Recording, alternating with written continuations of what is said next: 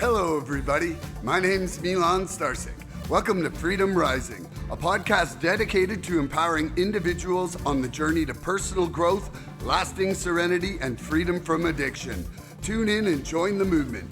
Your journey to freedom starts here. We neither represent, promote, or demote any 12-step program or organization.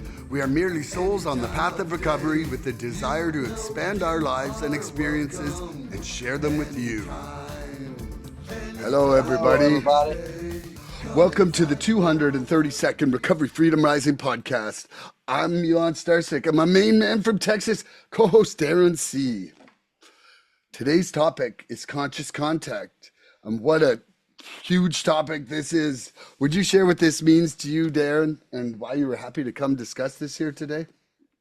Absolutely. It's always good to see you, Milan. I love being on your show. Yeah, when you sent this to me a couple of days ago, I'm like, man, that's a pretty deep topic. We don't really ever dive too deep into that under recovery. I mean, we talk about the contact with God, but we never dive into like the deep meat of it all. So I think we're gonna do that on this podcast. But I think for me, just at the very basic in the beginning, is I never had any kind of power. I didn't have a contact with anything outside of me. I didn't have a contact with other people. It was just, in the end, it was just, it's just me. I'm a lone wolf. I don't have nobody. I don't have nothing. And so, and I didn't know that was a lack of a conscious contact, but I just knew that I didn't have no power to stop doing all the things that I was doing. So super excited to get deep into this topic. This could be the deepest subject we've tackled yet, but I always love being here with you. It's always good to see you, and I love you, my man. I love you too, man, and all aboard the submarine because we're going to the Marianas Trench here. The conscious contact. I've listened to a lot of tapes there by Sandy B. He was an old timer who's passed now, and man, he does a really good job at kind of exploring how a big part of our conscious contact, like whatever anybody's higher power is, God, higher power, universe, it doesn't matter. It's that the only time we can have conscious contact is in the present moment, which fits into so many different, philosophical, religious, experiential philosophies about us being able to, kind of shed our fears, shed our worries, to actually feel that contentment, that joy, that serenity that life offers, right? And and for me, I don't know about you, but one of my DOCs was not known for good listening. It was known for endless talking. And and part of that conscious contact that we create, they say that step 11 through prayer and meditation, right? To improve our conscious contact. Well, in a big way, right? Prayer is talking to our higher power. A meditation is listening. And that involves, allowing ourselves to be guided and that daily decision to stop playing God, like surrendering that self-centered worry to hear that small voice of guidance, like the conscious contact to me is really the ultimate surrender of our ego's isolation and loving completely inside that, is that we can finally feel something where, there's that warmth of a love that requires no performance, that shows up in the form of grace. It allows us to start loving others completely because now all of a sudden our cup is full. We can't pour out what we don't have. And certainly my experience in this program has been when I'm in conscious contact, it's almost like throwing on a spiritual bulletproof vest in some ways. I'm going to leave it there too, because I feel like I'm going to spill all the beans here. And you want to start off with the questions, brother, or you want me to? Dude, what would you prefer? I don't know. Who did it last time? I can't even remember. I think I started last time, so why don't we'll let you have the kickoff on the Super Bowl Sunday. Okay, here we go. 44, 38, 62, hot. Okay. The big book suggests that when we clear away the wreckage, We step into the sunlight. Now, can you lovingly surrender the shades of your old fears so that today you feel the warmth of a higher power's presence on your face, Darrin? It's a great question. I wish I could say yes all the time. I do it. It's easy. Yep. But it's not. There's a bad boy called self, and we're going to get into that later on in the thing. But I Yeah. like that, just that whole concept, Milan, because when I got here, I was very involved in the church. I believed in God, and God never did nothing for me. And I'm like, well, now I'm screwed because I'm in this program and they're saying I got to tap into God. And I did that my whole life. But what I learned is exactly what you just said. So, and there, let me, I'm sorry, before I get into that, they always say, grace is free, unmerited favor. And I'm like, well, I'm a believer. I'm in church. Where's the free, unmerited favor? And so this is what I learned, Milan, exactly what you just said. The gift is free. It's unmerited. God just wants to give it to me, but there is no room, bro. It's like, you ever watch the show Hoarders, where they can't even walk into their kitchen to cook? There's no room. You can't. They have a kitchen, they have a stove, but they can't use it because there's no room to get in there. That's me. I have a power that I believe in. The grace is free. He's wanting to give it to me, but there's no room. I've never Mm. cleaned house enough, the book says, so that the grace of God could come in. So as soon as I cleaned the house, the grace came in because it's free and unmerited. But here's the trick: is keeping the house clean. I think that's more in line with your question: is how do I keep the house clean?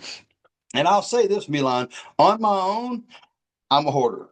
On my own, next week my house is going to be dirty and there's going to be no room for God. That's why I have to have a sponsor. I have to have meetings. I have to have friends in the fellowship.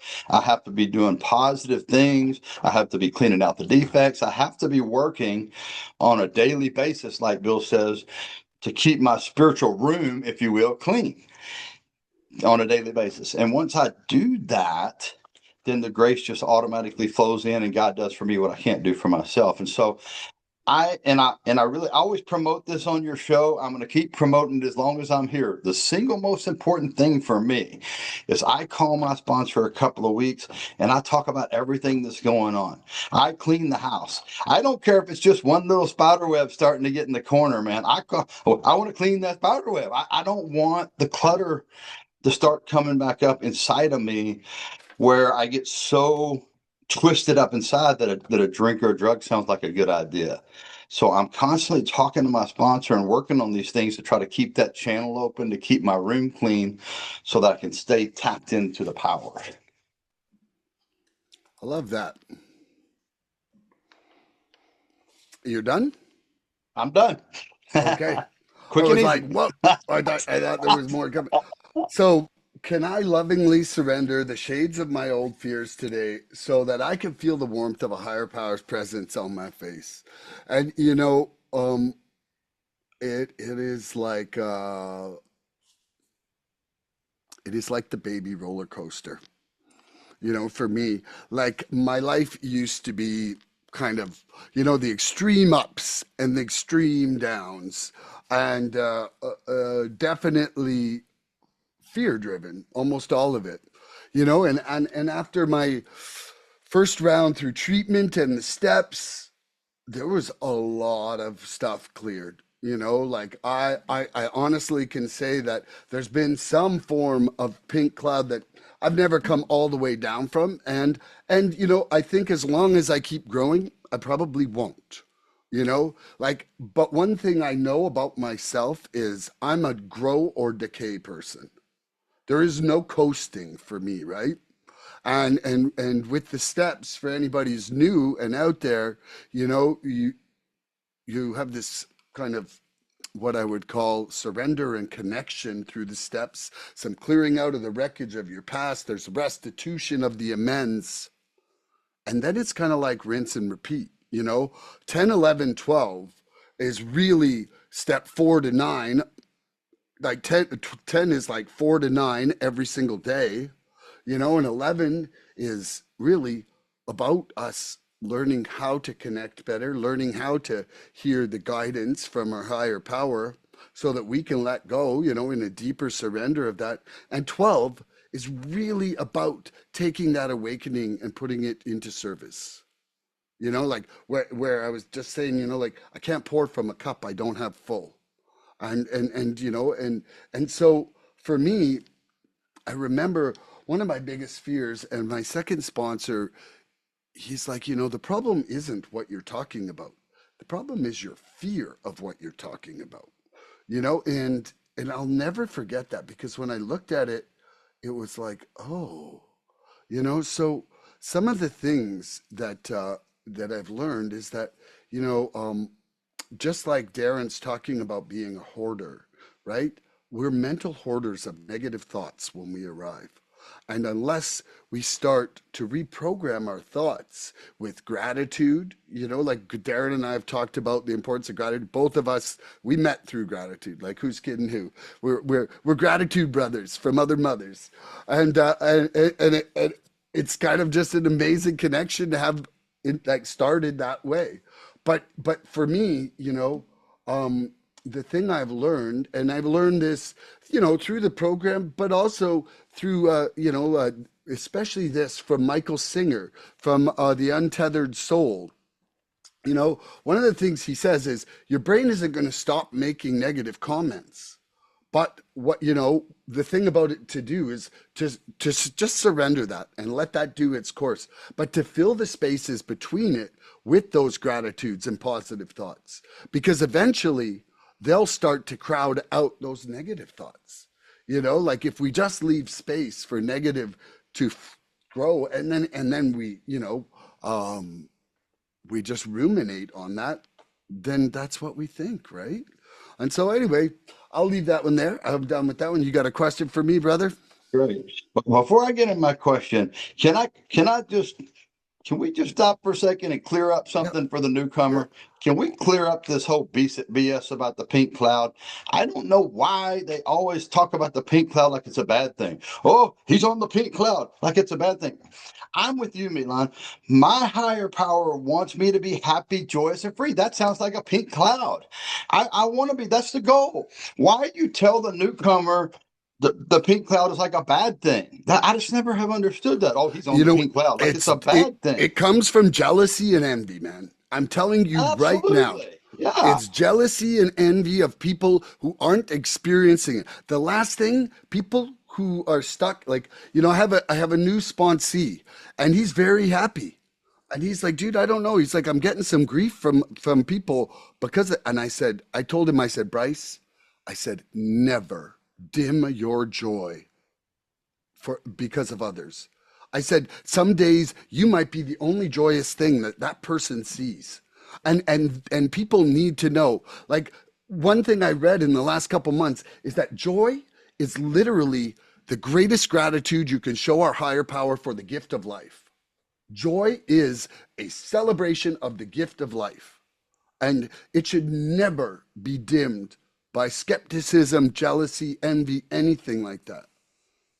Absolutely. So for the record, let's just put it on the record. The pink Yeah, cloud is a good thing, pink right? cloud is a great thing. It's a great thing. I need to be happy, joyous, and free. Now I get it. I'm not always going to be on there. Sometimes I'm going to fall off. But my goal, when I fall off the pink cloud, bro, I'm grappling, hooking, and laddering and trying to climb right back up, because that's where I want to live. I want to live in the happy, joyous, and free. I want to live in the pink cloud. So I'm really glad you said that, because nobody, at least here, that where Mm. I go to meetings, everything, they don't portray the pink cloud like a good thing, and it's a great thing, just like you said. So I just wanted to throw that out there before I brought the next question. And I would like to further this by saying my experience when the pink cloud first was a feeling that was coming into my heart, it might have been one of the first moments that I actually felt hope for for a happy sobriety. Like we're not getting straight to be miserable. We can be miserable and fucked up. Like the absolute truth of it is that feeling of the pink cloud gave me my recovery fever to continue going, you know? Yep. Absolutely. Yeah. So I just wanted to clear that up. So the newcomer I'm glad you knows. did. We could do a whole podcast on pink cloud. Yeah, right. Maybe our next one. All right, Yeah. here's the first question I got to you. What do the actual words conscious and contact mean to you? Oh, okay. So the conscious part of it to me means being present and not like by accident, but also like we can only experience a conscious moment. It's the present moment gone, present moment gone, present moment gone. Like yesterday's experience is not my current consciousness. And like one of the things that as human beings we've done is we've decided that we can divide time up, right? But really, there is only one moment, and that moment is right now. We have no influence over the future or the past. And so our worry is literally just praying for bad things to happen. Our guilt and our shame is just dragging us back to the past. And my one friend says, if you got one leg in yesterday and another leg in tomorrow, you're pissing on the present. and, so that conscious for me is right now. And that contact is me being part of this present moment. It is my connection to this present moment that brings me a serenity, that brings me joy, that brings me contentment. And so, for me, even even when I was early in my program, and and I was fighting through a lot of shame and guilt and everything like that. I quickly realized that in the moments I could become present, that faded away. And, it was through clearing out the wreckage of my past so that my brain just wasn't thinking I was this shit from before and stuck in all my problems. I remember I experienced the first 36 hours guilt free in my life at the age of 51 and a half. And I was literally crying with joy in that period of time. And why? Because I was finally here and not back there, you know? So I hope that answered it. I think that's Great. what I got on. But That's a great answer. And to coin your phrase, there's not a right or wrong answer. It's just what yeah, God puts on our heart. So no, I thought that was really great, man. And I'm glad you said that because it reminded me of what I heard some guy in a meeting say one time, that regret of the past is saying that God didn't get it right back then, and worry about the future is saying that God's not going to get it right moving forward. That's always stuck with me because if I'm believing in the power, then I believe that everything happened the way it was supposed to in the past to get me here, and everything's going to happen in the future exactly the way He wants it to. And so I just can stay in this present moment, like you talk about. And so I really like that. I really like that you said that. So what do the words conscious and contact mean to me? I always like to sort of define things because you know how it is, Milan. We yeah. get here, we think we know everything about everything. We're the smartest person in the world. And then I start going through and I'm like, I really don't know a whole lot much. So I had to learn all this stuff as I was going. And so I'm just going to give you the dictionary definition of both of these. Conscious is perceiving, apprehending, or noticing with a degree of controlled thought or observation, just like you said, intentionally focusing on something in the now, right? And the contact is a connection, communication, right? So conscious contact is I'm intentionally trying to connect or communicate with somebody or something in the present moment. And I think that's super important to define those parameters, because what happens, Milan, is because I know what happened for me. So what happens in when I first get into recovery, I think conscious contact is just a belief. Oh, I believe in God, so I have a conscious contact. No, that's not a conscious contact. That's a belief. And it's great if you have a belief, but a conscious contact is exactly what you said, exactly the dictionary definition. I'm making a deliberate effort to focus on something or somebody in the present moment. And that changes everything because I never did that. Even when I had the belief back in the church, I never made a conscious decision to try to communicate or connect with something or somebody in the present moment. So That was awesome. I'm really glad you defined that like that. And you know, like I think I think it's like you know, I was 19 and I was about to drive out west on a motorcycle trip, and a friend's dad gave me, you know, Zen and the Art of Motorcycle Maintenance, which was a pretty famous book, you know, overall. But I remember one of the things in that book, it's like, you know, it talked about, you know, if you want to climb a mountain, you'll look up and you'll be overwhelmed.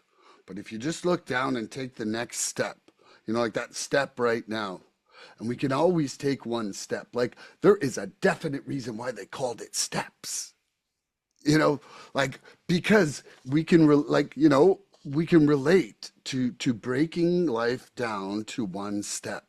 We don't have to do everything. We just have to do the right thing right now, you know? Yeah. Okay, awesome. you ready for another question? Yes, sir. Okay. NA's Living Clean teaches that prayer is talking to God while meditation is listening. In the quiet moments of your morning, are you willing to surrender your list of demands and simply love the silence to hear a deeper truth? That's a really good question. And I'm going to get in one of my questions let down the line talks more about prayer and meditation, so I'm not going to get into that. But I do want to get into what you said about surrendering my demands. I mean, that was like it was such a big revelation for me when I got here. That my problem is I had been making unreasonable demands upon you. Why is not Milan acting the way I want him to act? Unreasonable demands on myself. Oh, why am I not doing perfect every day? And most importantly, unreasonable demands on God. Why is God not giving me my wish like a greedy kid for Santa Claus, right?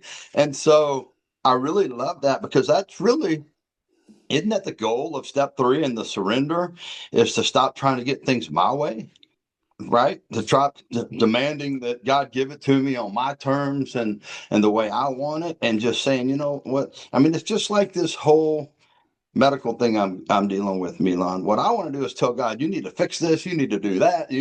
Right? That's what I would do before I got here. And what I do now every morning is I trust you. You got this. It's going to be okay. There's a reason I'm going through this. You're in control. And I don't come at a point of demands or you need to do this or fix this or whatever, because I'm not God. And I need to stop making these unreasonable demands on God and on myself and people around me. And so I like that. It's literally what I do in my quiet time in the morning is I make sure that I don't pray for any kind of demands, right? That I don't tell God what he needs to do for me. And I don't tell God what he needs to do for you because the book warns me of that. I don't know what's supposed to happen to you. So I don't say, do this, this, and this for Milan. I just say, you know, pour your blessing and favor out on Milan. Your will be done in his life, because I don't have the right to demand that the creator of the universe give me my things on my terms and the way that I want them. So that was a great question. Love you, brother. And I just want to say, Darren, you know, I'm always excited for us to do these together. And I hope you know how much I appreciate our friendship and our time together and, you I know, do. just discussing recovery with you because there's just not like there's great people around here, but there's not that many people who want to go as deep as we go sometimes. And Right. I love that, Absolutely. you know. Yeah, me So too. Thank you. in the quiet moments of my morning, am I willing to surrender my list of demands and simply love the silence to hear a deeper truth? You know, so At the same conference I met Darrin at this summer, I also met a guy who was a very big proponent, actually from Texas as well, and a very big proponent of two-way prayer. And so, pretty much every day except for 4 days since the second week of July, I've been practicing this thing of two-way prayer. And, it's been teaching me how to listen better, and teaching me that it's not all about silence, but as much as starting to listen to what part of the chatter could be higher power inspired inside of me. And so, one of the things I like to do is when I'm entering the part where I'm getting ready to listen, it's like I'll kind of review the day, upcoming day, and now it's getting to a point where I can see upcoming um, challenges for me in my growth. And because I live a busy life, like I would say 80% of my day is mapped out, and that's because I respect people's lives and timelines. And so I look at that list and I'm like, okay, is today's challenge going to be loving completely? Is it going to be what I need to let go of? Is there something that's really like a unfinished business from yesterday and forgiveness the issue? And when I kind of review the potentials of what my challenges might be, it's like it's almost like when you're divining in the witching stick, and it's like it'll start vibrating, and then I'll ask that question, and then I take the time to reflect and to stream of consciousness, write out my points, and go through that. And when I look down that list, there's always something new, and without a source from me, and it's really just amazing. Like, it's amazing when you actually just can back yourself out of that control seat, the things. And also too, for me, I'll look at the previous day stuff, and like it's almost like a moral inventory of, hey, did I do that? Did I do this? Did I do that? So yeah, it's for me, the morning has definitely become a time where I've opened up some space to listen. So yeah, you got another question, my brother? And I'm glad you said that, Milan, because the book literally, that's the instructions it gives us to start our morning off, pointing ourselves toward God Mm, and recovery and all that. Because what I want to do is just like jump out of the bed and get to work and then wonder why my day is so crappy. And so I love that you said that morning is so important. It's 5 or 10 minutes, just stop. I mean, some people, I got a friend that does an hour quiet time in the morning. I don't have that. I have 5 or 10 minutes, but whatever the time is, start your day off like that. Just like you said, start your yeah. day to get centered towards God, toward recovery, toward your fellow man. So I love that you said that. Here's question two. You ready? It's just Yes. going to get deeper and deeper, Milan. So Okay. when we think about I got hip conscious, waders. yeah, right. Well, you put your jacket on, so I know you're getting ready for the storm. Mm, So when we think about conscious contact, we automatically just think about the power greater than ourselves. But is it more than just that? What steps do I use conscious contact? oh man. Like, so okay, I don't think that there's a step where I don't. Okay, like, let us start with that. But I mean, on step one, the very act of surrender is a connection. It's like the first moment of not lying. It's the first moment of setting the drugs down. The second I put a drug or alcohol in my body, I am disconnected. So step one is, like, without step one, I will never be connected. And then the other steps really will be kind of a facade of what they are, right? Step two, came to believe in a power greater than myself, could restore us to sanity. That's obviously a step towards connection and conscious contact. Turning my will and my life over to power, like step three is absolutely learning how to surrender and reconnect in every circumstance in my life. You know, it's taking it just from away from just from the substance and actually starting to, see that the problem's here. The substance was a symptom, but the problem is a Milan problem, and it's my own will problem. And then going through four, made a searching and fearless moral inventory. Like, that is absolutely me digging deeper to see what is disconnecting me all the time. Step five is conscious contact, because I'm actually talking about it with another person and to my higher power. Became entirely ready to surrender it. How is that not connecting? It's saying, hey, like, I'm doing all the work I can here that's needed by my part. And then seven, when I've done all that work, I'm surrendering it. You know, eight, I'm making this list of amends.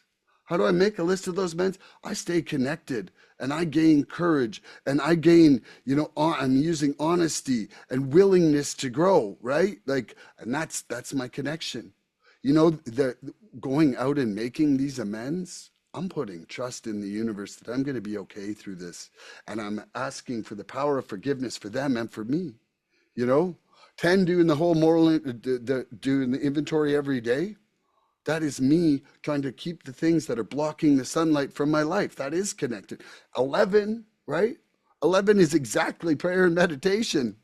Here we are. That's me refining my connection methods. And 12, it's all bullshit unless I'm doing service. That's it.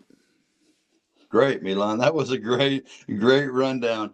And the reason that I asked this question is because I think we just automatically, when we hear conscious contact, we say, oh, with God.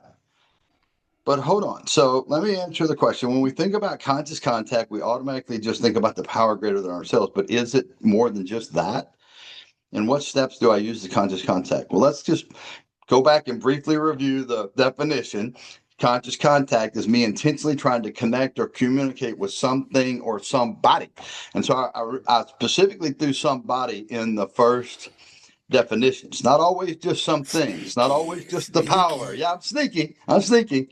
And so check this out, Milan. It's exactly what you just said about the steps. But I want to break it down in a way that the newcomer can really visualize this. You ready? Step 1, 5, and 10 is conscious contact with my sponsor. 1, 5, and 10. Because he says exactly like you. It said about step 1.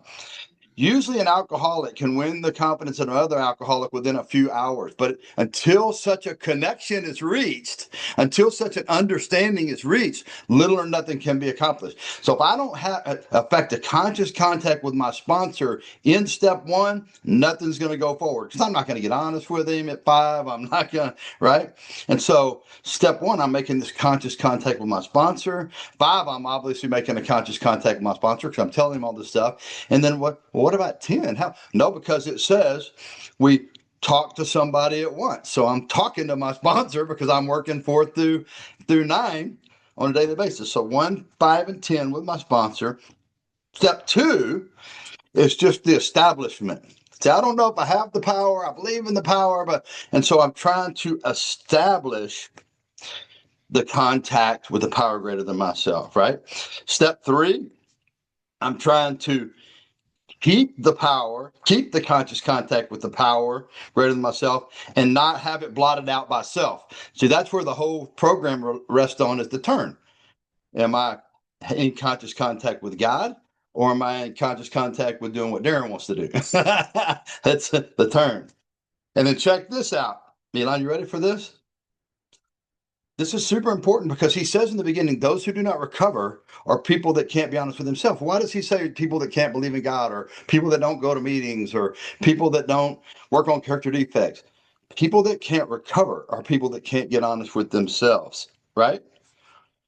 Step 1, step 2, step 3, step 4, 5, 6. I mean, like, almost every step is me getting honest with me. Self-searching, leveling of pride, confession of shortcomings. If I don't get honest with myself first, if I don't have that conscious contact with Darrin and say, you know what, I'm an alcoholic, I need help, we're not doing this podcast, because I'm not going to be in recovery.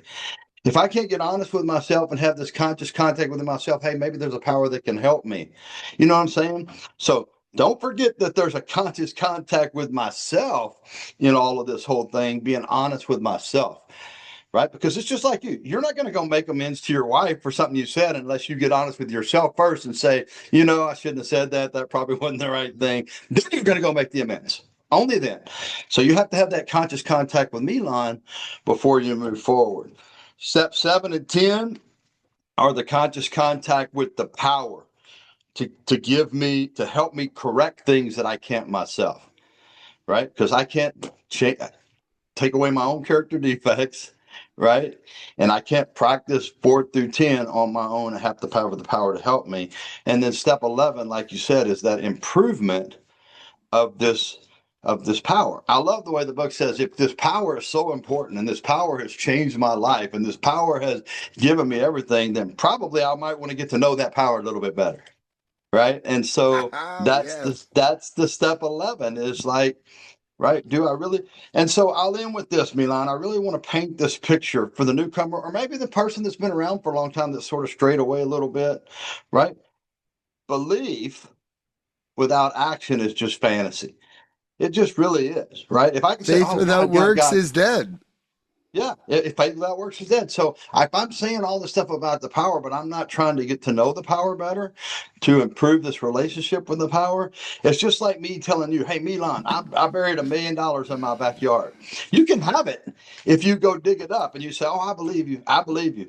But you don't believe me until I see you out there at midnight with a shovel digging up my backyard. It's the action, right? So I can say I believe in God and I'm grateful for God and all. But am I taking that time every morning, like you talked about, to try to get to know God better, to try to improve this relationship, to try to understand better what He wants me to do and all of that? So the conscious contact is, it's like you said, it's interwoven through all the steps all the time. It's not just about me connecting with God going on my life. It's me connecting with me, my sponsor, other people, and with the power. The second I am discontent and bitchy, I know I don't have conscious contact, dude. The the second, the second, like I am for sure not right here living presently when I feel like that. And that's one of the beautiful things is that I might not be able to slow the horses down, but at least now I can see the horses are running. You know, We're going to talk about that in my next question. But do you have another woo! question for me? I got a mountain of questions. Okay, we got the 12 by 12 notes that are negative emotions are the static that blocks our spiritual radio. What specific resentment can you surrender right now to clear the channel so that you can feel the freedom rising in your connection to the divine? Darrin? Wow, that's a great question. And it's almost identical to my next question. So me and you are right on the same page as usual. We That's have the right. power flowing in between us. Well, let me just say this, Milan, and I don't want to sound cocky or anything like that, but I don't deal with resentments much because I learned early on, right? If I'm working a proper 12 steps, I don't have resentment now because a resentment is to refill, right? Is to let that thing linger over and over my head. Now, doesn't I'm not telling you that I don't get angry or I don't like have get upset with people, but the minute that I do, I'm praying, I'm calling my sponsor, I'm going to a meeting, I'm working with the sponsee, I'm coming on your podcast, I'm doing something so that feeling doesn't turn into a resentment. And so that's super helpful for people in the program, especially as you're new. You don't have to carry the resentment. You have to still be human. So you're going to get upset and you're going to have anger and all this stuff. But exactly what you said, when I harbor, so it doesn't say, I want to make sure people catch this, Milan. He doesn't say when I get angry I block the power, or when I'm upset with somebody I block the power. Those are human emotions. It says when I harbor those. See, now I've like stored them up and now they're twisting around my brain and I'm not telling anybody, and then it just gets bigger and bigger and I'm harboring those, and that blocks off the channel. If I just get angry, like my boss says something and I get angry, that's a natural human emotion. It doesn't block me off from God. I call my sponsor and we talk about it, and it opens a channel back up. Can I just say one thing too is that, Absolutely. like, a resentment, it's a sentiment, a re-sentiment. The Right. second that you think about it again, you are now living in the past and you've lost your Absolutely. connection in the present moment. Absolutely. Yeah. And so that's the key. You said the re. So if I get a sentiment, if I just get angry, but then Mhm. I call my sponsor or I pray about it and I let that sentiment go, then it's not a re-sentiment. It's not a, right? I That's don't right. keep refeeling it. So Yeah. again, this is important for the newcomer. You don't have to hang on to this stuff. You're going to have selfishness, dishonesty, resentment, fear. You're going to have those things because he tells us in 10 to watch out for those things. I'm human. Mm. But what do I do with them? Do I pray? Do I talk to somebody else? Do I help somebody else? Do I let the sentiment go and not turn into a resentiment? So I'm glad you said that. That's really good stuff. Yeah. So, what specific resentment can I surrender right now to clear the channel so that I can feel the freedom rising in my connection to the divine? You know, my work is I call my job the best and worst job in the world. Really, there's freedoms that it offers that no other job could offer. Like I get to go to 3 nooners in the week.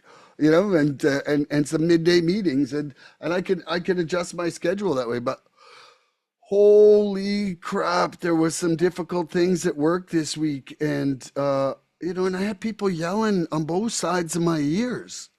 And for 2 days, like, man, I was just in the middle, just trying my best to find peace. And expectations are easy to let go of when life is going freaking great.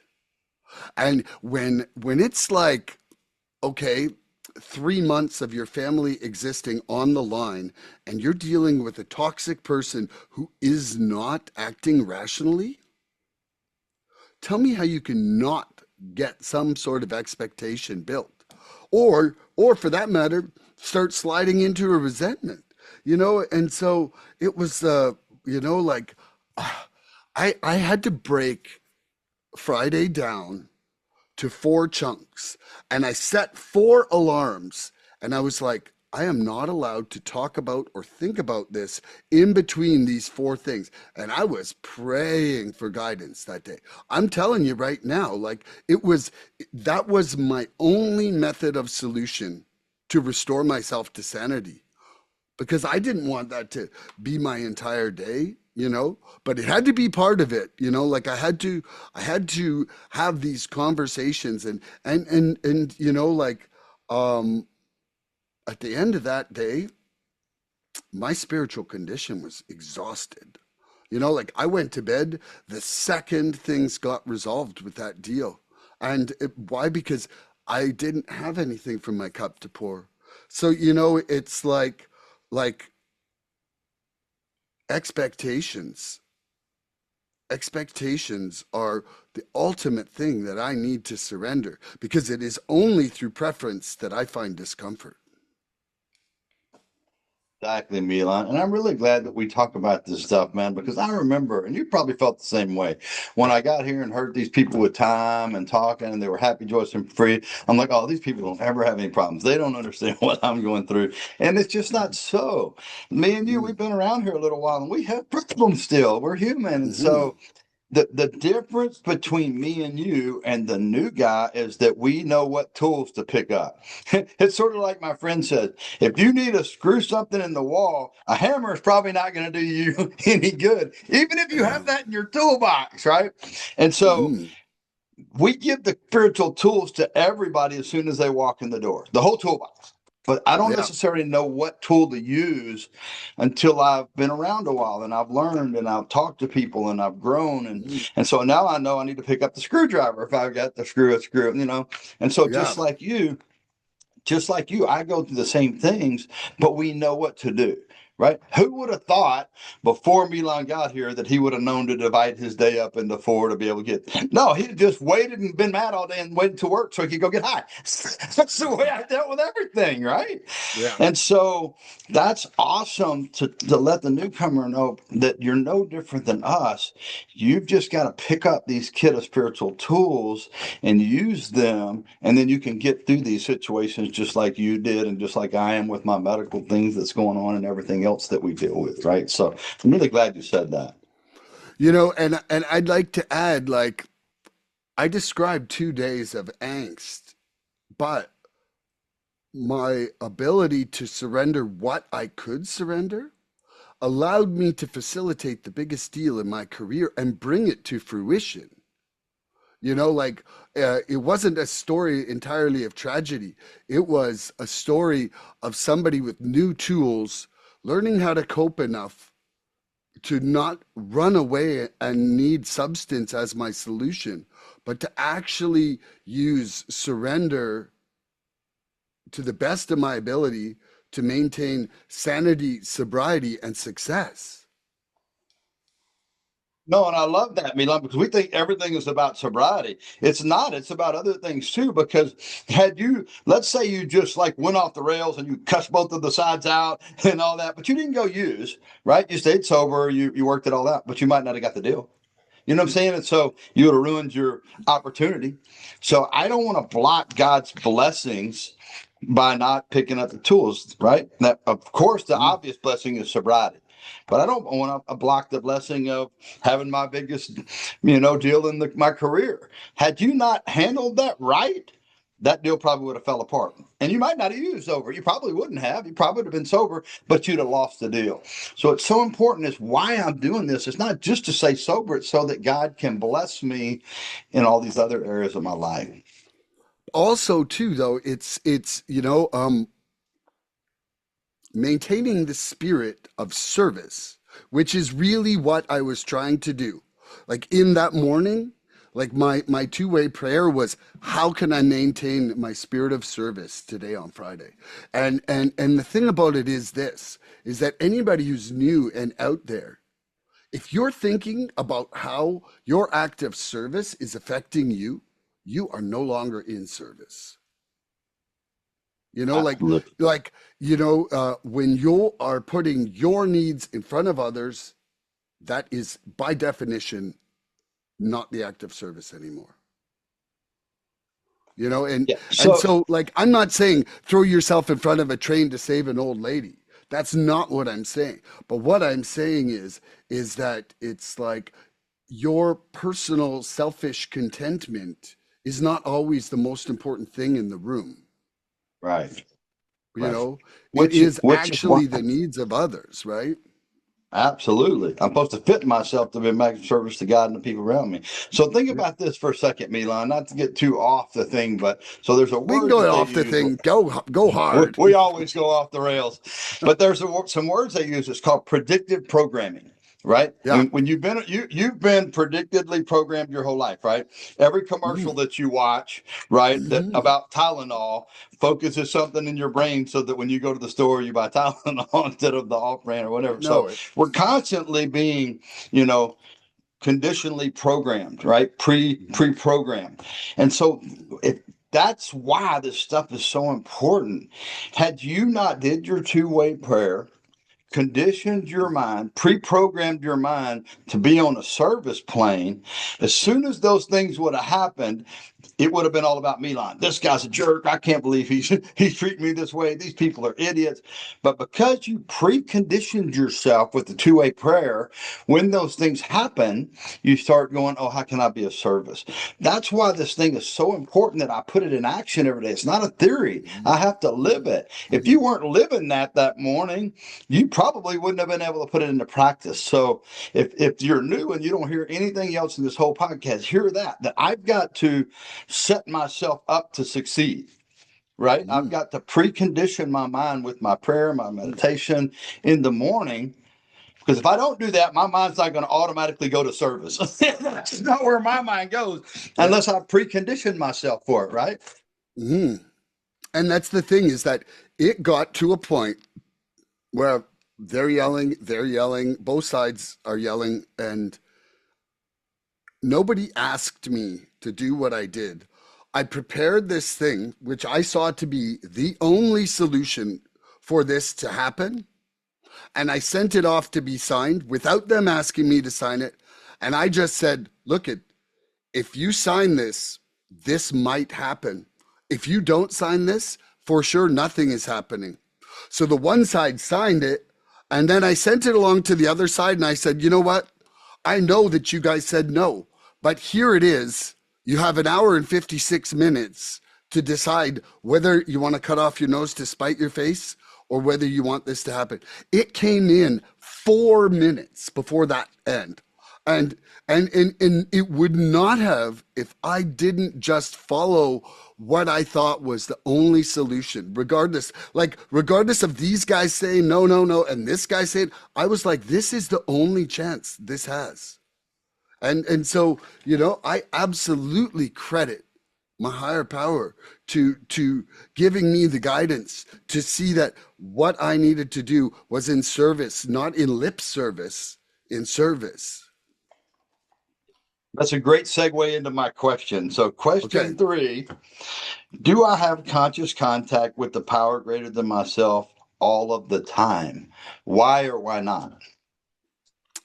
Well, you know, I believe that there's probably a sliver all the time. But the problem is that things like, anger, fear, resentments, jealousy, envy, all these things, they make it so that sometimes I can't hear or feel it, because I really think now that, like it's not like the universe disappears when I'm angry, but my ability to feel the love and to reflect love, it just goes so far down when I'm in those other states. Like I remember my first surrender was the first speck of space in my brain in 52 years, like the first little glimmer of peace. And so it's like this. It's like I consider all of my conscious contact to be like glimmers that are growing in length in my experience, but they're not like I am unable at this point to sustain that in a 24-hour circumstance every single day because I'm human. My experience is a fluctuation of emotions and reactions and connections and disconnections, but I gotta say, there are some days where I feel like I'm wearing a spiritual bulletproof vest and you could throw your worst fucking bucket of shit in my face and I'm still going to tell you I love you. And that didn't occur before. That never occurred before. So things are changing. And I'll leave that there. And by the way, I love you and your questions, Mr. Sneaky. That was a great answer, Milan. And man, I'm really glad let me ask the question again. Do I have the conscious contact with the power greater than myself all of the time? Why or why not? And I'm really glad that you talked about the sliver, right? Because again, all this stuff is so important for us in recovery to understand how this thing works on a daily basis, right? And so do I ever completely lose the contact with God? No. Why? Because he's got grace, he's got mercy, he's unconditional love. The sliver's always there. He never loses conscious contact with me, Milan, ever. I lose conscious contact with him. He's still there. He's still waiting. It's like the story of the prodigal son, right? He's waiting for me to come back home. He's just waiting. But I block it off. And so I do lose the connection because I block it off, but the connection is just waiting. It's still there. It never goes away. The sliver's always, there's still always a little channel, right? It may be like completely choked up, but it's always, the channel never goes away. And so then if that's the case, which I believe it is exactly what you said, then what are the things that block the channel?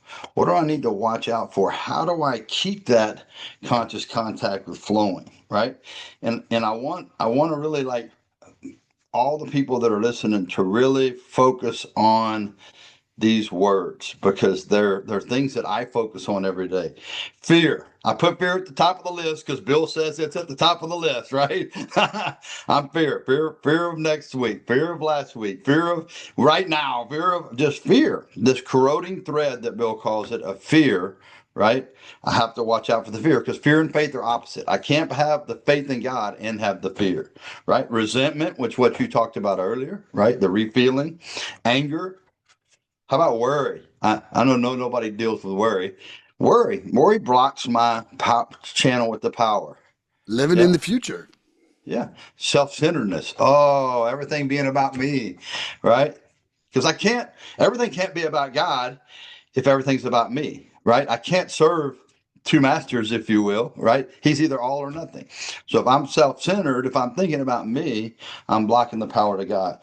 Ooh, how about this one, Milan? Here, this is going to stab some people out there. I know it stabbed me when I was writing it. I'm too busy. See, I just got too much stuff going on. I get so caught up in stuff that I forget about God. Not that I don't believe in him, and not that I'm not grateful for him, but I get so busy doing other stuff that I lose the contact, the conscious contact.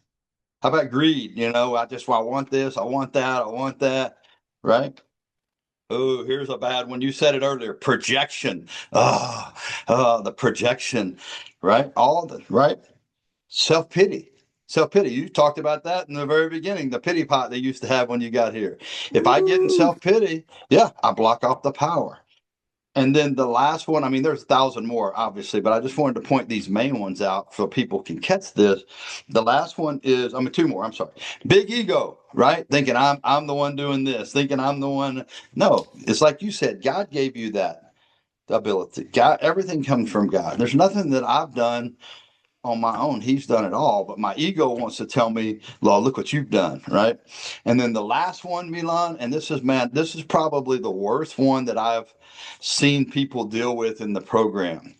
Even people with long periods of time, people pleasing, people pleasing. And I'm so trying to you know why I think it's so hard, Milan, the people pleasing is because they tell us service, help others, right? Sacrifice for others. But that doesn't mean people pleasing. That means service and helping others.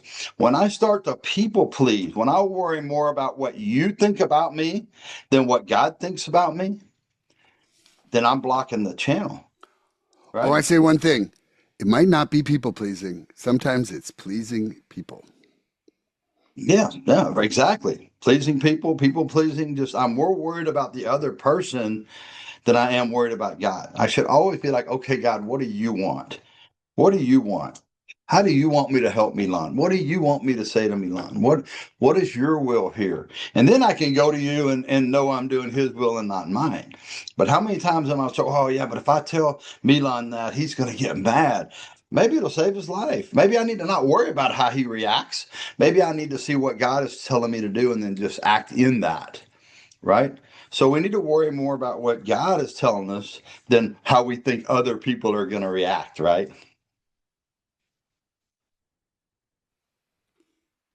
You you done? I'm done, bro. Oh, That was a that lot. was like It a was a lot. crazy drop off. I was like, I thought you were taking a drink and coming back into it. Hey, is it your question now? Yeah. Can You we ready? pause here for a second? Yeah. Oh, absolutely. Man, have I ever got a good one here for you, man. This one's about the maintenance of the miracle. We're told that we have a daily reprieve contingent on the maintenance of our spiritual condition. So, does it feel like a gift to realize that your safety is found simply in staying in touch with love?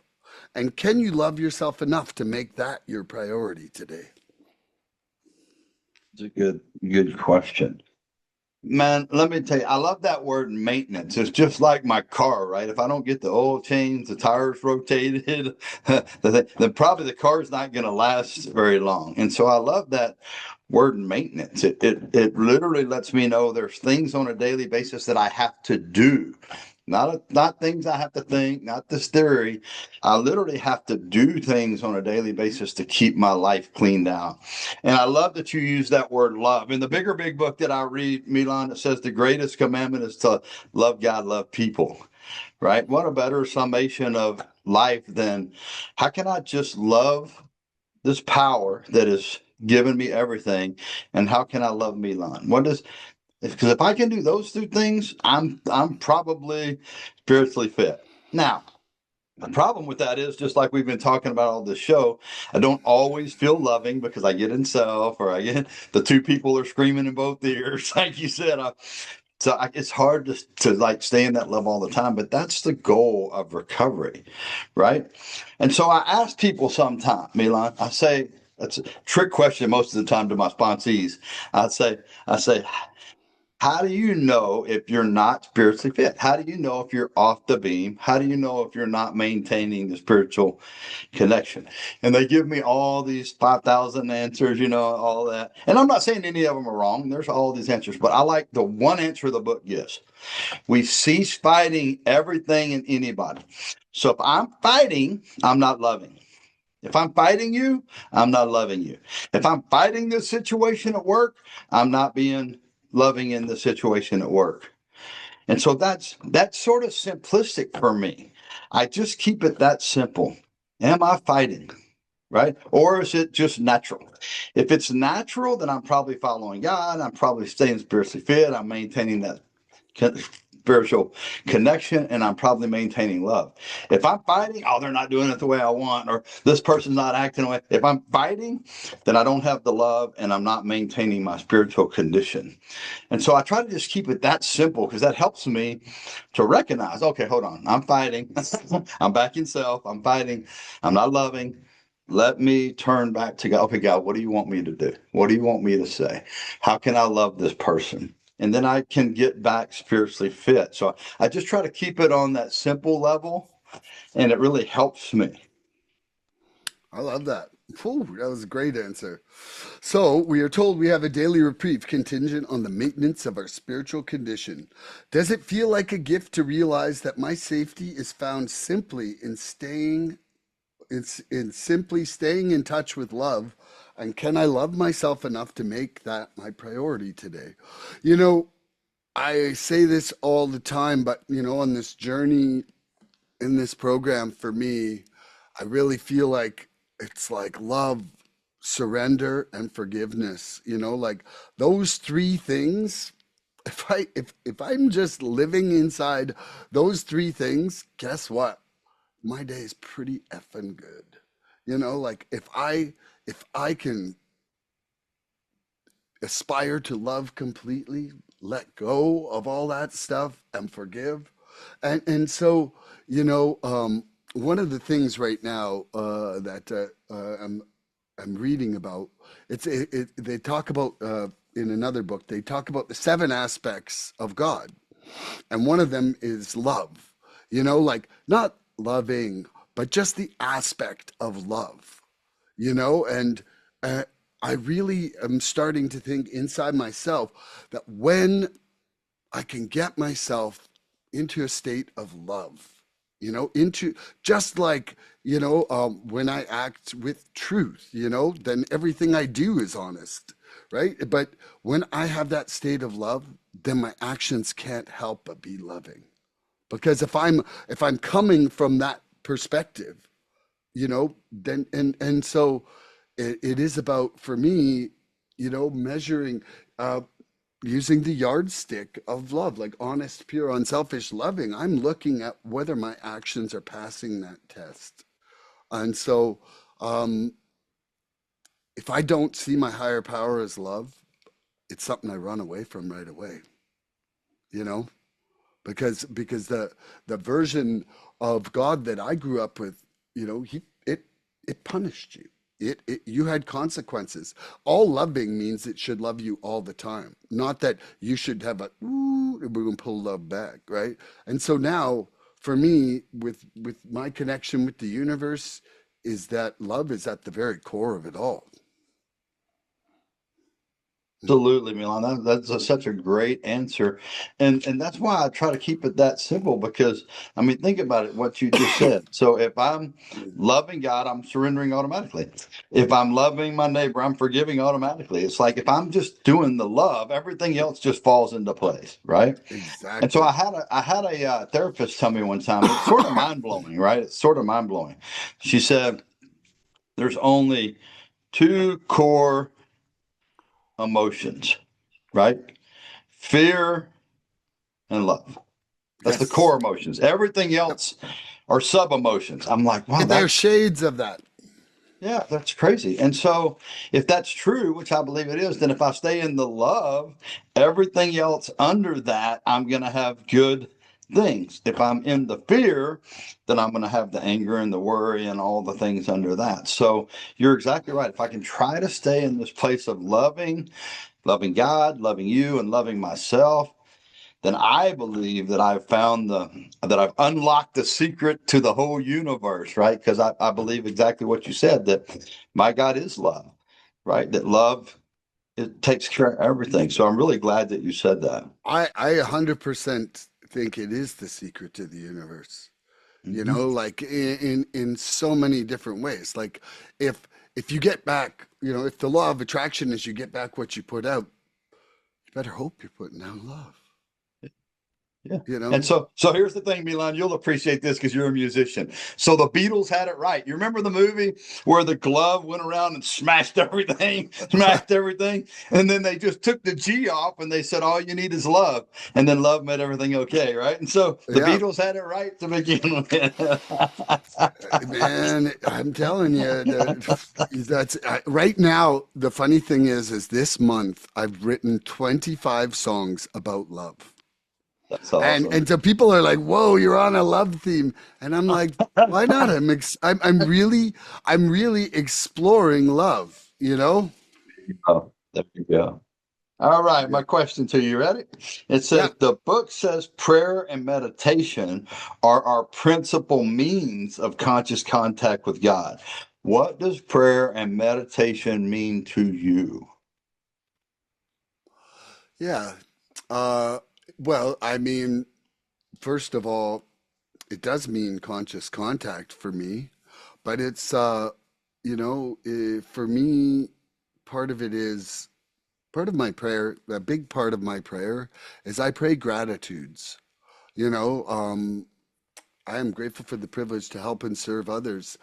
Financial abundance, for patience, kindness, forgiveness, honesty, loving, faith, a total surrender, growth, the lessons and the blessings, discernment, strength, perseverance, freedom, grace, willingness, loving completely in serenity. And I start my day with that every single day. Like, that is like, right now, that is my mantra to initiate my conversation with the universe. You know, when I read recently that, you know, joy is really one of the greatest examples of showing gratitude for life, it it surprised me in a way that, like meeting an old friend, learning that, you know.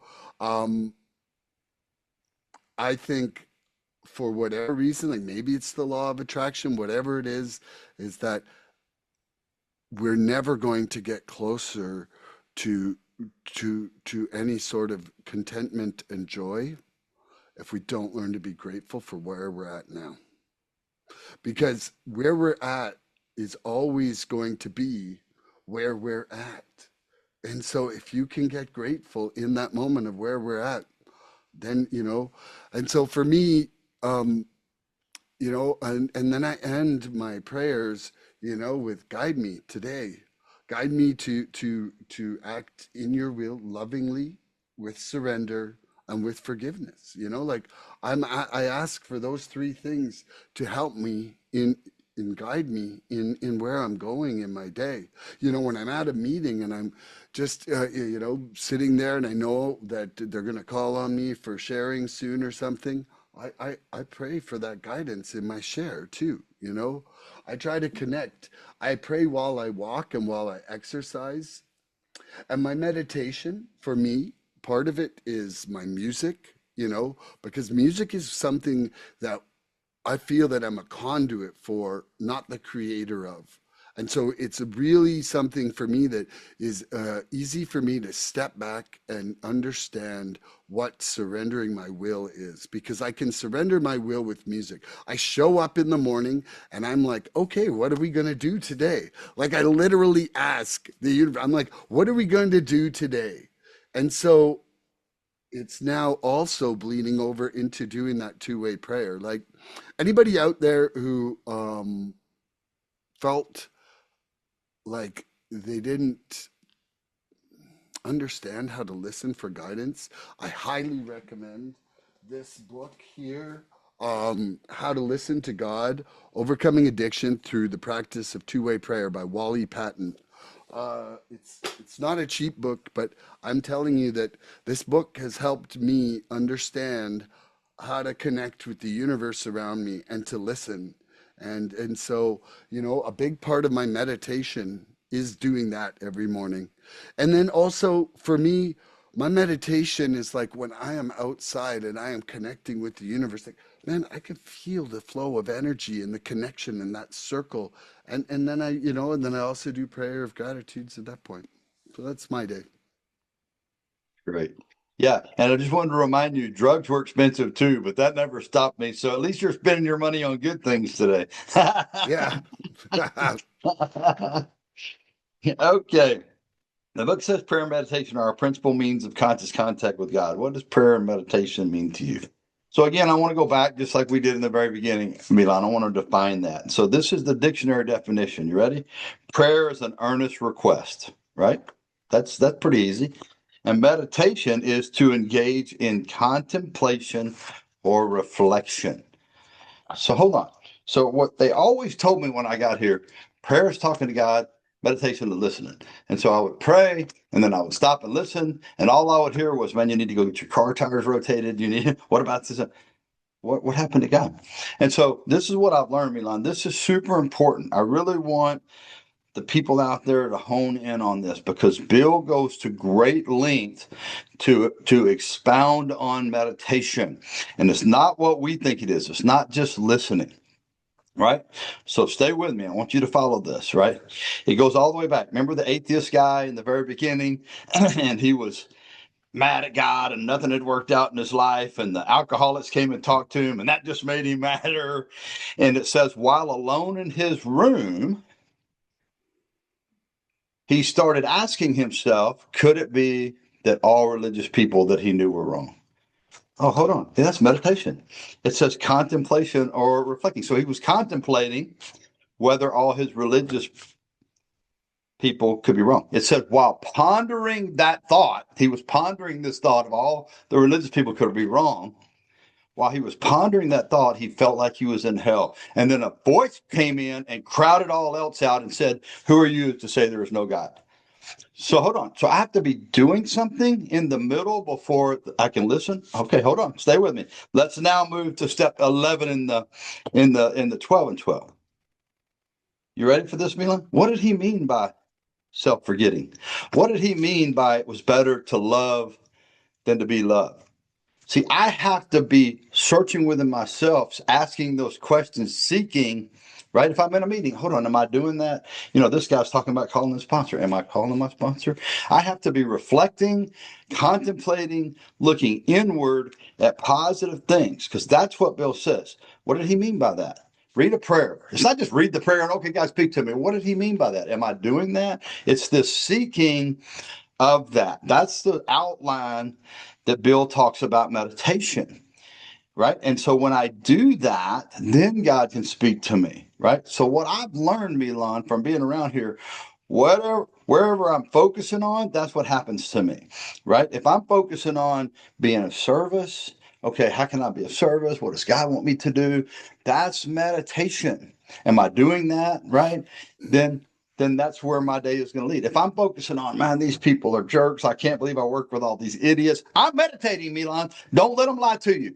It's not about listening to God. It's what am I thinking? What am I contemplating? What am I reflecting on? If I'm contemplating or reflecting on bad things about how horrible my life is or horrible things around, then that's the path that is going to come to me later. It's not going to be God speaking to me. It's going to be that other power, right? And so it's super important that I understand what meditation is. Meditation is me getting honest with me. Am I being honest? Am I calling my sponsor? Am I doing this, right? Right? It's just like you, Milan. When you're out in nature, right?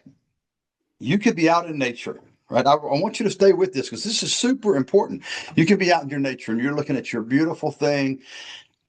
It's not about the nature. It's not about being outside. It's about where your heart is. What are you thinking? What are you contemplating? Because you could say, "Oh man, look at me! I've got all this land. I'm so successful. Look at what I've done." That's meditation.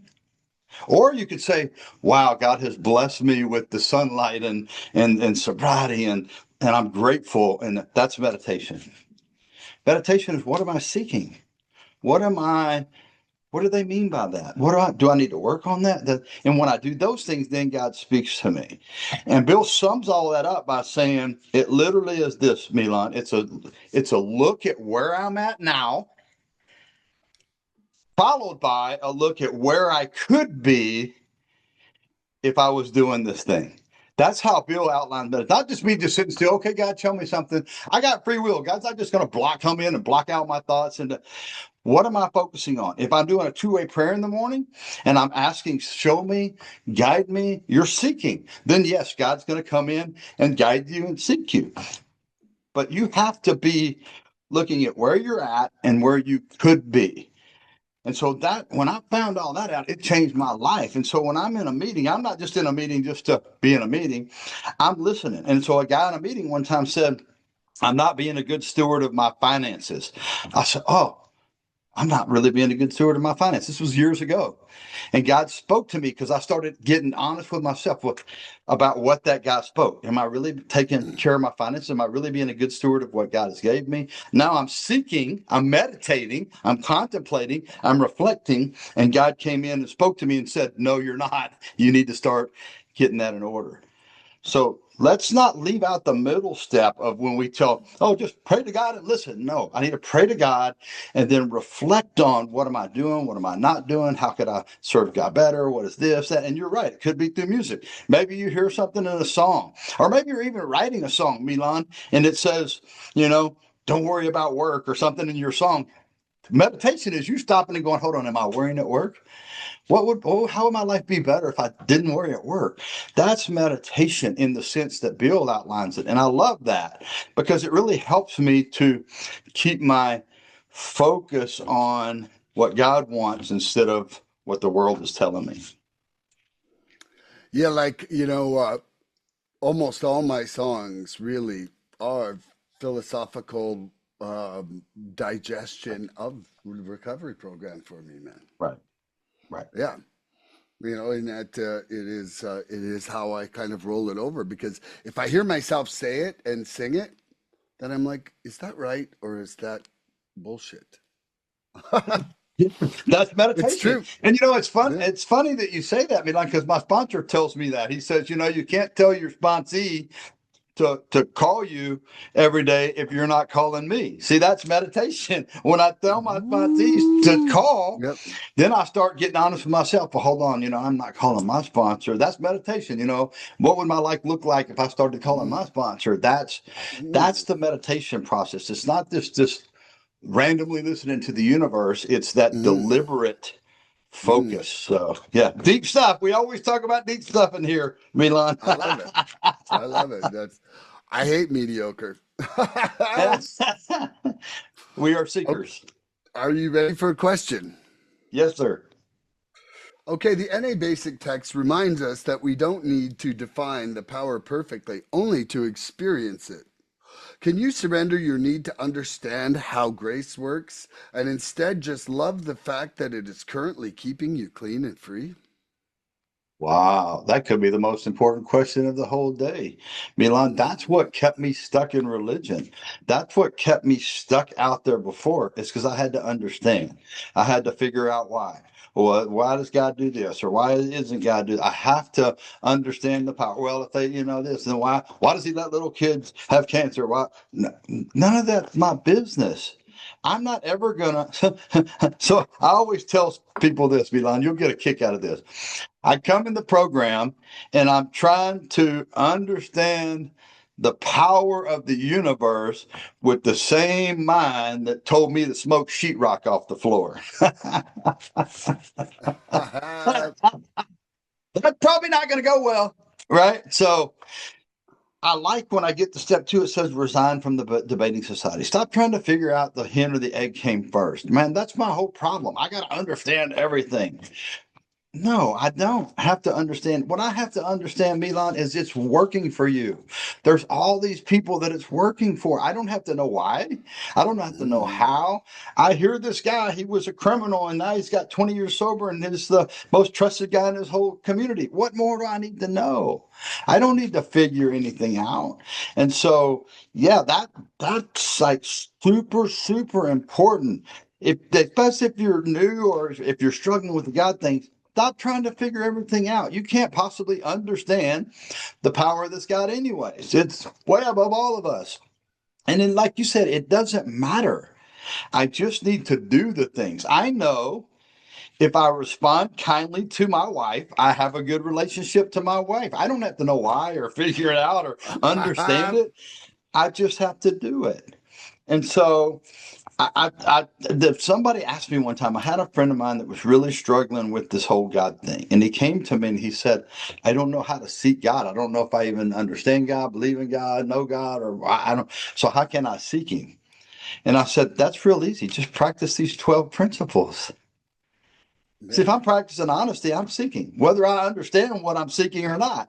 If I'm practicing forgiveness, I'm seeking, whether I understand. You know what I'm saying? If I'm practicing these principles, Mm. I am on the path to the grace and the love and God, whether I understand it or anything, right? And so my power, my higher power, after 16 years sober, Milan, is ever changing. I don't want to find it. I heard a guy at a speaker meeting one time. He said, my higher power, whom I choose not to define because I think it'll go away if I define him.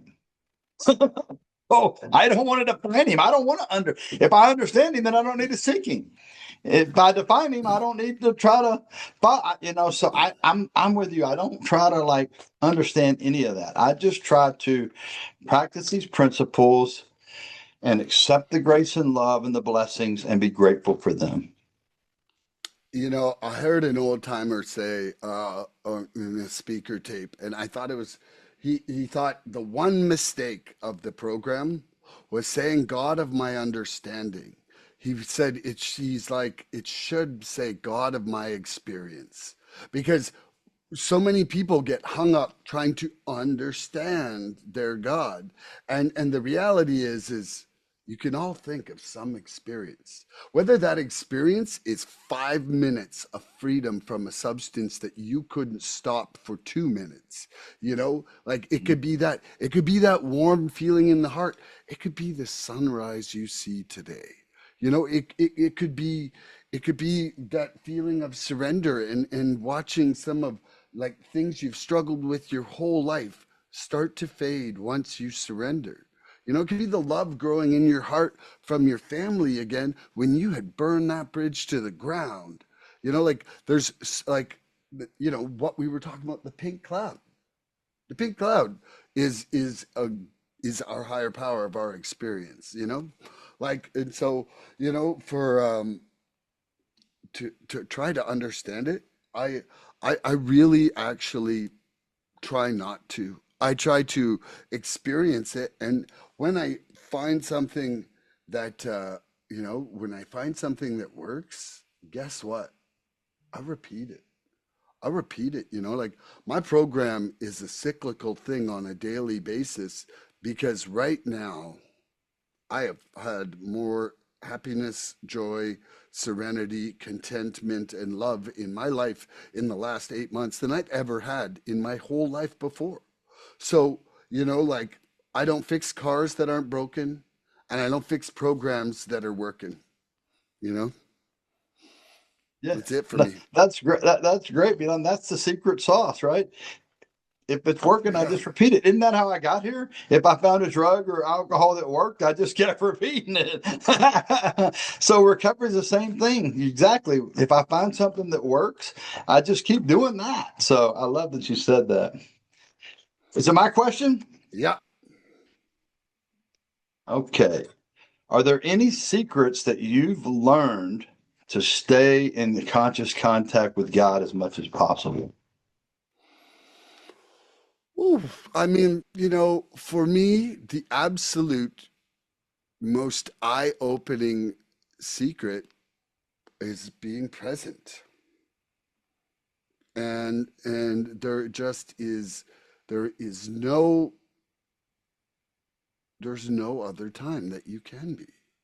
Like, and so then that also kind of brought the clarity of why resentments and worry and anxiety, how they precipitate our isolation, how they take us away from our connection, is because they're removing us from this moment. And you know,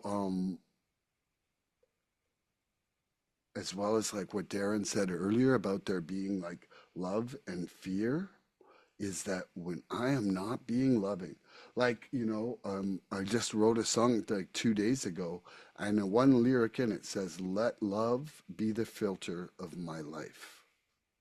And if I hold my life up and I'm draining it through this sieve called love, if it doesn't come out the bottom of love, then I'm disconnected. I for sure know I am. And so it doesn't even have to be something big. It can be like, it can be me wishing that person shared 2 minutes less at a meeting. Like, I'm not kidding. Like, I could feel myself slip out of conscious contact by something as minuscule as that. And it makes me have to look at, like, why do I put such a stupid preference on something so inconsequential in my life? Like, my very biggest takeaway from the conference last summer was one guy said, am I treating my serenity like it's priceless, or am I passing it like the salt? And when that person said that, I'm like, holy shit, am I ever a fucking salt passer? But it's made me consider it now.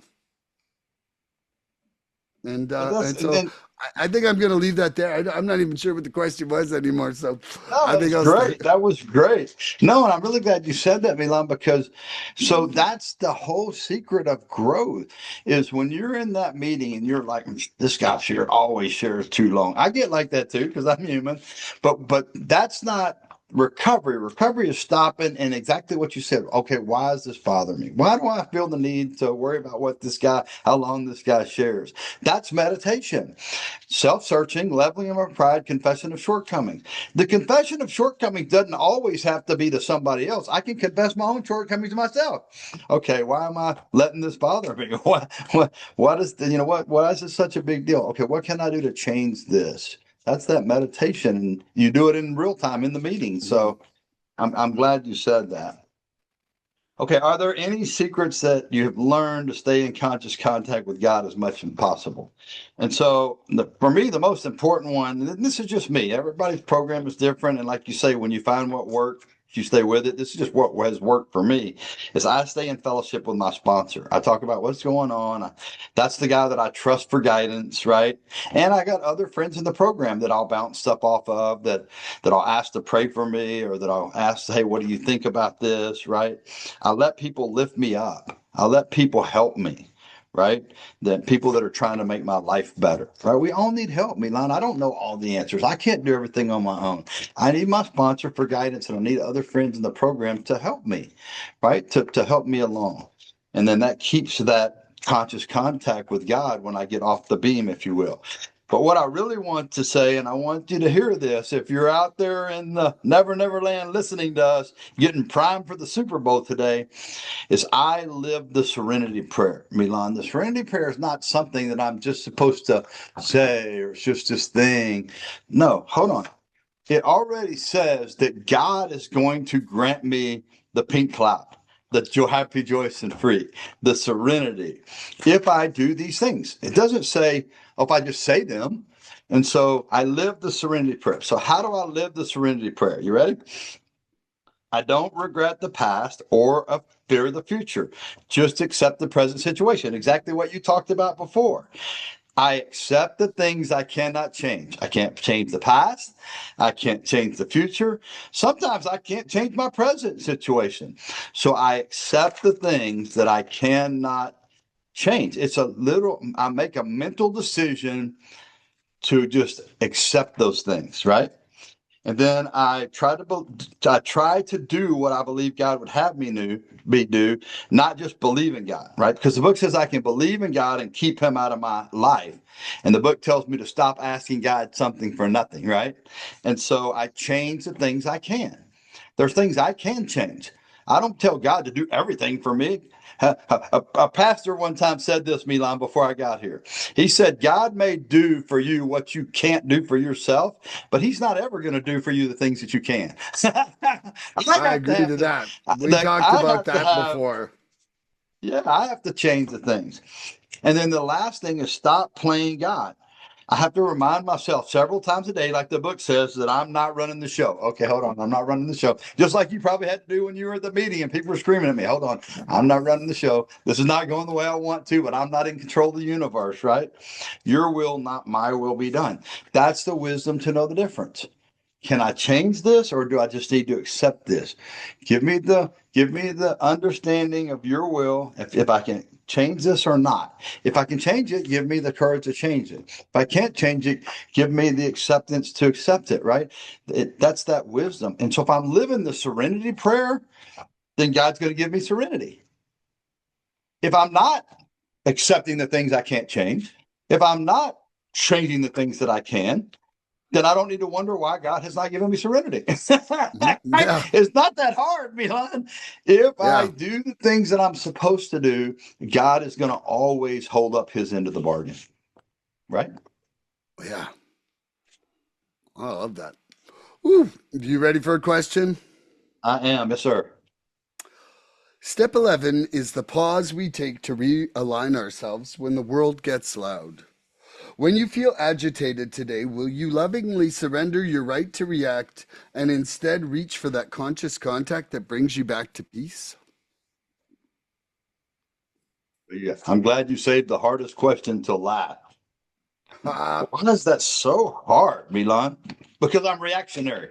I've always been reactionary. You say it, I just mm-hmm. say it right back to you. This happens, I Yep. just do it. I have a reaction problem when I get here. I don't know how to pause. I don't know Mm-hmm. how to be still. I don't know. And so the bigger big book that I read says be still and know that I'm God. You know what still sounds like? Pause. Take a Yeah. step back. Count to 10, Mm-hmm. whatever it is, because I just am so reactionary, right? And so I just like I'll be honest with you, Milan. Don't ever put me on a pedestal. I'm human just like you. And I'm not proud of a bunch of the things that I've done in my past. And so my second wife, we would get into it long before I got in the program. And she would say something, I'd be like, you don't like it, there's a door, you can go. Because I'm just reactionary. That's not what I meant. That's not what I felt in my heart. But I'm just reactionary. I just say the first thing that comes to my mind. And she ended up leaving me and getting a divorce. So now I've got a wife that I've had for almost 17 years, a great godly woman who I love with all my heart that's in the program. I still have that little voice that tells me those crazy things, right? But I pause. I stop. I'm still because I know that's not coming from God. That's coming from self. It's coming from ego. It's coming from fear. It's not coming from God. It's not coming from a place of loving, like you said. If I sift it through the sieve of the sieve, it doesn't come out loving. And so just that little pause, that little be still, that little stop. Okay, hold on. I'm not happy right now, but what would God want me to say here? What would God want me to do? That little 3-second pause literally has changed my whole life. Now, I'm not going to tell you I do it all the time, Milan. The times that I don't, that's when I'm making amends. If I did it all the time, I'd never make an amends. So there are some times that I am so caught up in something that I don't pause and I'm not still, and I'm reactionary and I say something sarcastic or whatever, and I have to go back and make an amend. But the times that I can just stop, pause, get out of self, be still, and then ask, okay, God. Because the book says we pause when agitated and ask. See, why don't we always finish this stuff and when we're in meetings? You'll hear somebody in meetings say, pause when agitated. No, that's not what the book says. It says two things. Number one, pause when agitated and doubtful. So whether I'm agitated or doubtful, I have pause. But then it goes on to say, then I ask for an intuitive thought or action. So I have to use the whole thing. I can't just pause. Oh, I pause. Now I still want to kill this guy because that's not what the book says.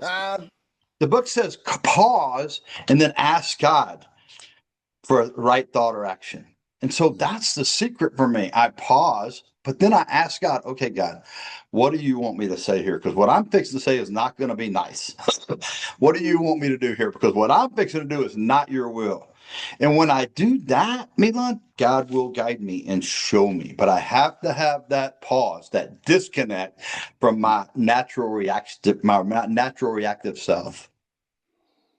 I love that. I love it. Woo.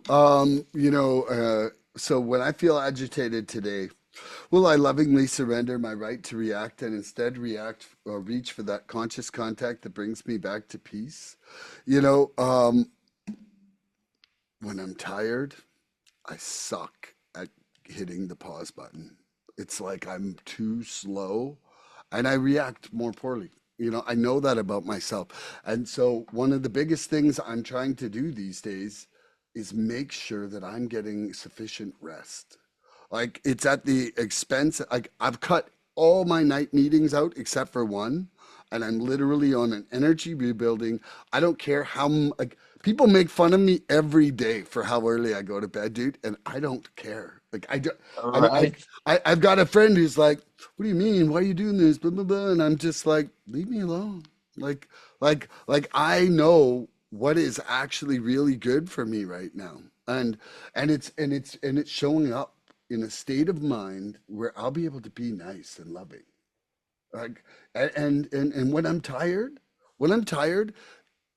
it is 100 times the same energy to find patience, forgiveness, love, you know, and so when I'm not tired, I'm doing pretty freaking good these days. I'm not saying shit I regret. But if I feel like if I'm feeling overwhelmed, I'll go for a little walk by myself because at least that gives me a chance to reconnect with my higher power. I'll pray for some guidance and I'll come back. I'll come back in a better perspective than I left for that walk in. One of the things I've realized for myself is that turbidity of spirit that comes across when you start getting agitated, for me, it also manifests in like a physical tension that honestly I'm finding that just a little bit of exercise helps me just get rid of it. Right. And so for me, yeah, that's kind of the path that I take on that. Well, I hope that people are listening to you today, Milan, out there, because man, what you just said, like, was just magnificent. Magnificent. Think about it. This is our ultimate problem, right? See, you're not a people pleaser because your friend says, "Why are you doing that?" But you don't care. So you're not trying to please him. You're trying to please who? Milan. Why? Because when you picked up the chip the first day you got here, it says that thine own self be true.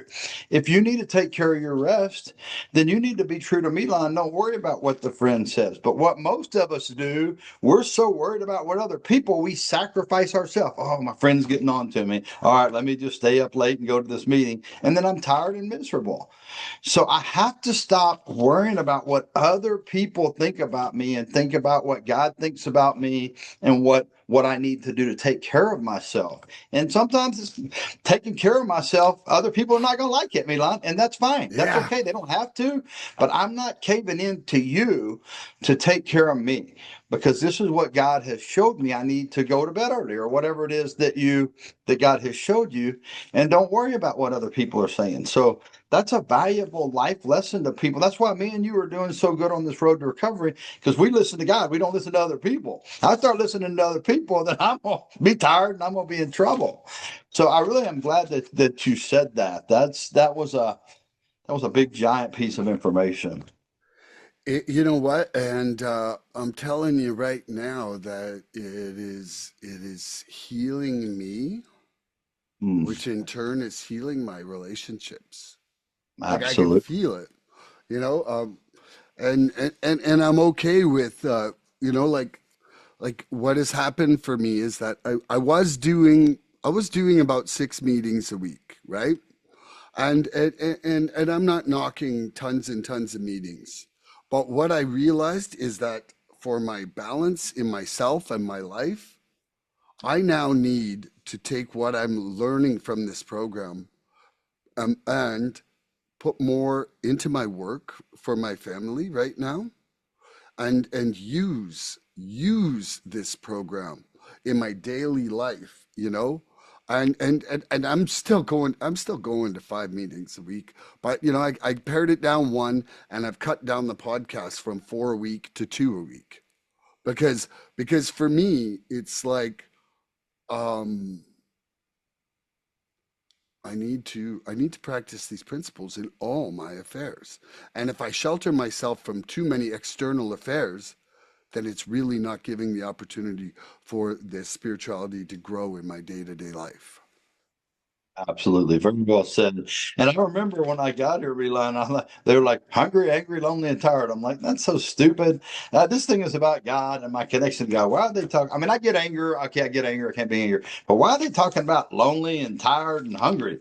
But I get it today. When I'm hungry, when I'm tired, when I'm disconnected from other people and I isolate, Mm. those things impact my conscious contact with the creator.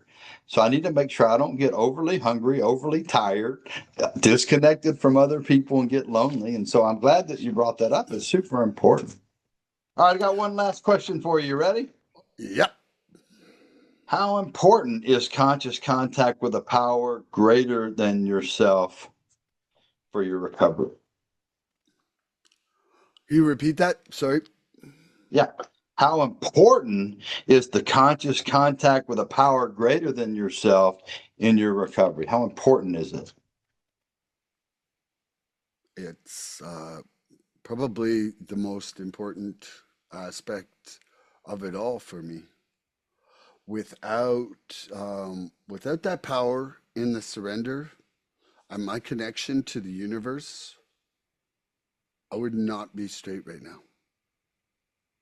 Simply put, it was that surrender and freedom from those obsessive compulsive thoughts for consumption and addiction for me was the only thing that started my path to freedom, peace, contentment, serenity, joy. And it's the only, and like, I would like to say that,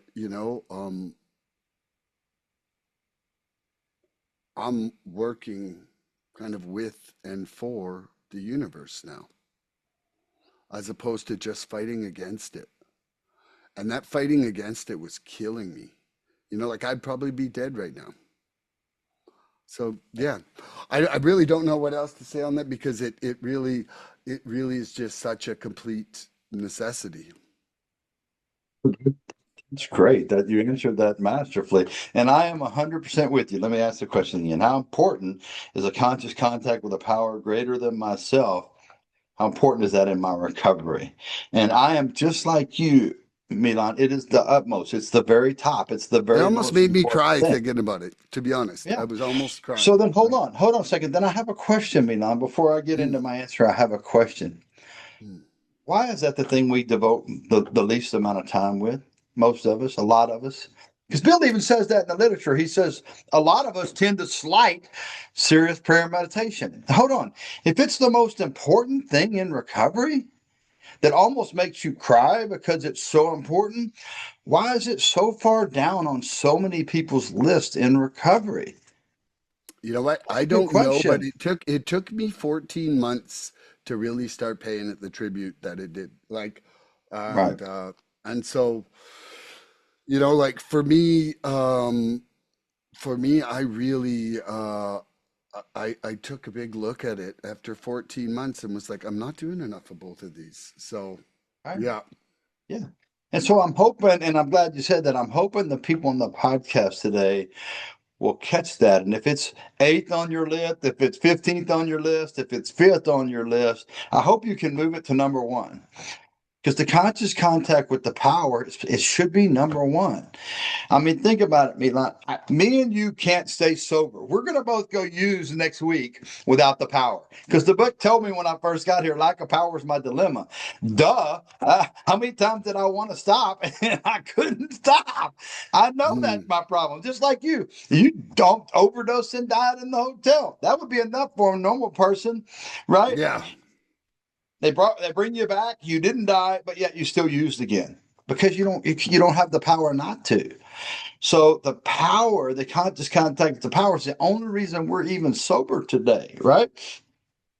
And then he said, I need the power, right? Check this out, the power to accept, the power to have the courage to change. All those things come from God. So if I'm not in this conscious contact with God, I don't have the power to accept. I don't have the power to change. I mean, literally, Milan, my whole life, not just my recovery, all of my lives. That's why in step three, it said the care of my lives, not just life. Everything in my whole universe depends on following God and doing his will and keeping that conscious contact. That's why in the 12 and 12, it says this, right? Step three is the most important step of all of the steps, right? That I can't even work the whole success of my program rest on how well I do step three and stay in this conscious contact. Then on the next page, he says this, Milan, you ready for this? I can't even work the rest of the steps without a conscious contact with the power. So I can't even work the program. So how is the conscious contact? How did it get 10th on my list? Right? Just like you. How why did it take you 14 months to realize, hold on, I got to put this at the top? And I'm guilty of that too. We all do that. God will start slipping priorities down because I'll get busy at work or I'll get a fun hobby and God will start slipping down the list. And I got to make that conscious decision. No, no, no, no. Let me put God back to the top of the list. He's got to be first. He's got to be the first thing I do in the morning. I got to reach out to him. I got to establish that contact. I got to keep that contact throughout the day. I mean, Bill literally says, Milan, faith has to work 24 hours a day in and through us or we perish. That's what he's talking about. It's got to be the most important thing. I have to stay connected to the power. Because let me tell you what, Milan, what I've learned in 16 years, the greatest thing that I've learned is if I'm not connected to the power, I'm connected to Darrin. And that's dangerous, bro. If Darren's not a good guy, Darren doesn't practice principles. Darren's selfish and self-centered. I don't want to be tapped into Darren, right? I want to be tapped in to the loving power, the guiding power that's trying to help me, that gives me grace and mercy. If all of that's true, then I think I need, just like Bill says, I need to get to know that power more. I need to like make that my top focus. How do I get connected and stay connected to this power? Well, someone said to me, oh gosh, I don't even know, maybe like 15, 16 months ago or something. But the ego is like a game of whack-a-mole. right? We whack that ego down. We whack that, and the ego pops up over here, right? And so if you think about it, right, like that is why we slip in and out of this consciousness, because it's Yeah, like the ego's so sneaky. It'll start telling us we're living under the guidance of a higher power, and it's just the ego going, "Yeah, yeah, right, act like this," you know.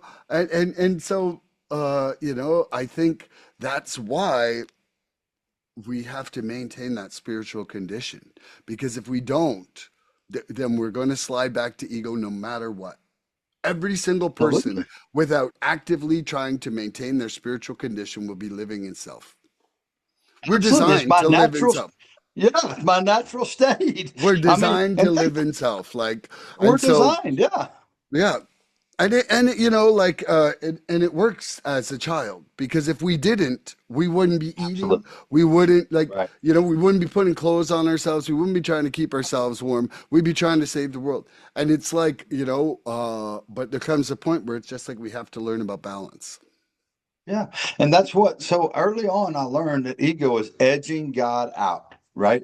And Yeah. it's like you say, Milan, this is why I have to be so vigilant on a daily basis, because you just said it.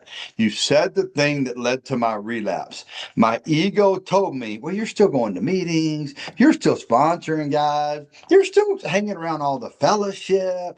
You're still, yeah, but I wasn't praying and meditating. I wasn't keeping the conscious Mm, contact with my mm, sponsor or with God. Yeah, but you're mm, still doing this. Yes, sure. And then I relapse. And so I mm, get it today, Milan. You're exactly right. I don't listen to the ego telling me, oh, you're doing pretty good. No, I go try to get connected to God. Okay, God, what do you want me to do? You show me what I'm doing good and not doing good. You show me what I need to work on and learn. Right. And what happens, Milan, just like where we are today, both of us had surrendered to the power, right? Me and my wife surrendered to Vancouver because we really didn't have the money to go, and we were contemplating not going because of money things, and we're like, no, we really feel God calling us to go to this conference, and so we surrendered our finances to Vancouver. And it was because we surrendered all that to God, didn't listen to the ego, that me and you met, and that me and you now have this podcast. So every time that I surrender, just like you at your work, when you surrender to the power and not your ego, then the business comes off well. And so it's got to be the top of my list to crush the ego and surrender to the conscious contact, to the power.